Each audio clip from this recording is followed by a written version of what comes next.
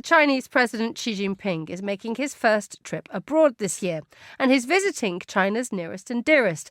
On the itinerary are state visits to Vietnam, Malaysia and Cambodia. The visit comes days after the Chinese leader called for building a shared future with its neighbouring countries. Well, to tell us more, I'm joined now by Adam Hancock, a journalist based in Singapore, and by Patricia Thornton, Associate Professor in the Politics of China at the University of Oxford here in the UK. Very good morning to you both. Good morning. Good morning. Adam, this is a sign that the neighbours are very much China's priority at the moment. Is that correct? Yes, absolutely. I mean, this trip has been on the cards for a few weeks for President Xi. It wasn't just immediately announced after President Trump's reciprocal tariffs were announced, but the timing is certainly interesting. And I'm sure Beijing did know that countries like Vietnam, for example, would be in the crosshairs for the US president because of the size of the trade deficit that they have with Washington. So it's no surprise, really, that China has organized this trip. It's a bit of a charm offensive. The three countries that have been chosen, they do already have good trade ties with China and good diplomatic ties as well. But I think it shows, really, that China is taking this very seriously. This trade war obviously causing chaos around the world at the moment. And it's a real opportunity for Beijing to show that in this region, they can provide a stable trading partner. I'm sure that's the message that President Xi will be trying to get across over the next few days. They may also sense an opportunity as well, because these economies, they're very reliant on exports to the United States, and that is obviously going to take a hit because of these tariffs.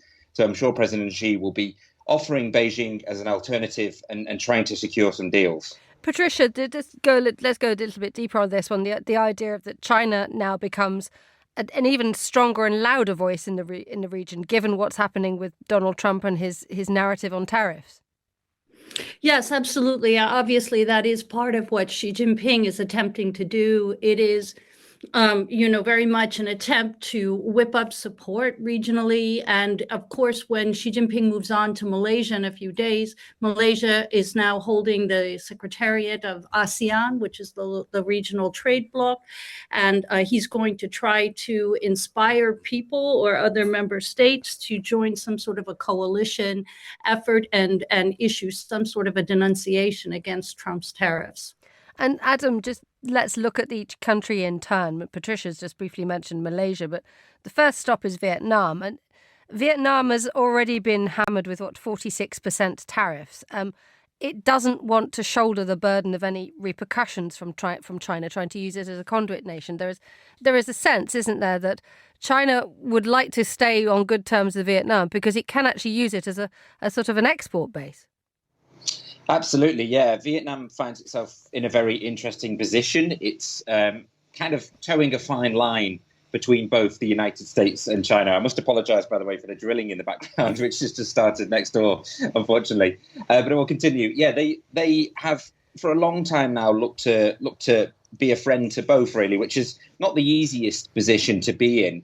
Obviously, they've been hit by really high tariffs from the United States, and they're trying to negotiate the way out of that at the moment. So they'll be careful not to cozy up too close to China during this visit. But you make a great point that they have benefited hugely, particularly during President Trump's first term, when he hit China with tariffs. And a lot of Chinese manufacturing, it was moved south to Vietnam. The north of the country was completely transformed. I did a story in a place called Haiphong, which is effectively the town built on tariffs because there was just so much business as companies look to manufacture there rather than China. And obviously, President Trump is aware of this. This is why he's really gone after them. So they've got a fine balancing act. It's something they've managed to do over the years, but obviously they've been hit by 46% tariffs. So they're aware that the United States is negotiating with them and watching them closely. Indeed. And just building on that a bit, Patricia, the idea that Vietnam, a communist one-party state on the one hand, wants to be a high-income nation by 2045. And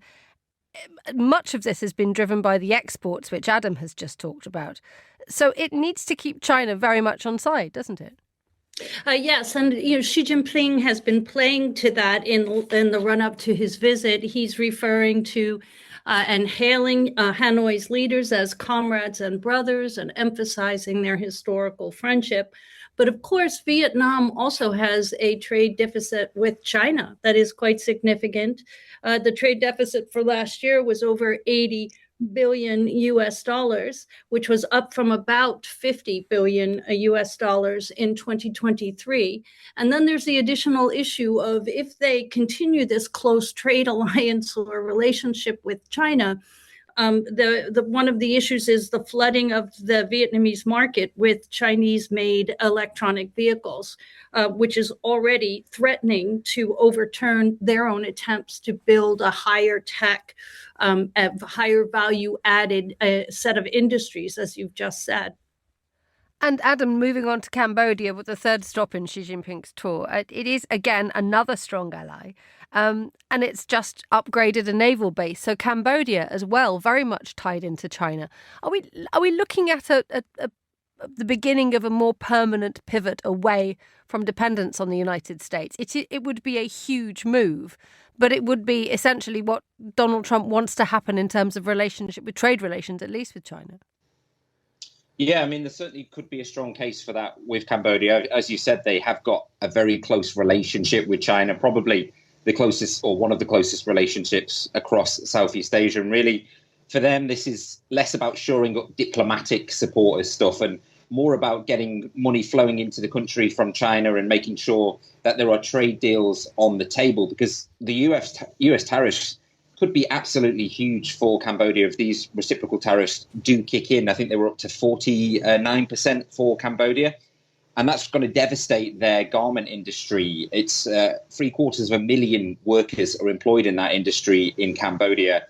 And they're exposed really because of their exports to the US. I think it accounts for about a quarter of Cambodia's GDP. So if they are going to be hit by nearly 50% tariffs, and they have such a strong relationship with Beijing, this certainly could be an interesting visit to watch, because this could be a country that decides to pivot away from the United States, pivoting towards China. And as you mentioned, that is something that Donald Trump is looking for. His whole idea, obviously, is bringing manufacturing back to the United States away from places like Cambodia. So I think this one will be a particularly interesting piece of this visit to watch. And Patricia, given the news in the last 12 hours that the US says that exemptions from import tariffs for some electronics goods will be short-lived, that's in response to the pausing of the tariffs at the end of last week, following the imposition of harder tariffs a few days before that, which have sent the markets into a sort of situation of yo-yo. But the more that Donald Trump starts changing his mind and changing tack, does that take some of the teeth out of his threats and gives China a little bit more confidence?